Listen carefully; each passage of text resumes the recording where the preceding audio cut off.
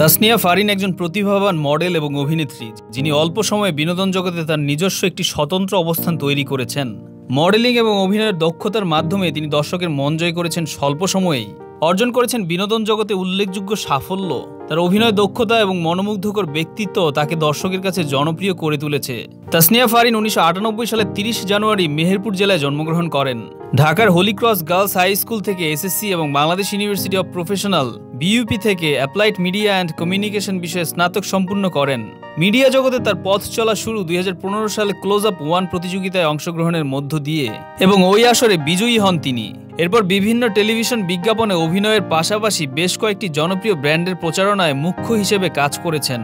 আর 2017 সালে আমরা আবার ফিরব কবে নাটকে অভিনয় দিয়ে ছোট পর্দায় তার অভিষেক হয়। তবে 2018 সালে এক্স বয়ফ্রেন্ড নাটকটি বেশ পরিচিতি এনে দেয় তাকে। 2019 সালে তিনি 80টির মতো নাটকে অভিনয় করেন। তবে তিনি 2021 সালে মোস্তফা সরোয়ার ফারুকী পরিচালিত লেডিস অ্যান্ড জেন্টলম্যান ওয়েব সিরিজের জন্য সেরা অভিনেত্রী মেরিল প্রথম আলো সমালোচনা পুরস্কার লাভ করেন।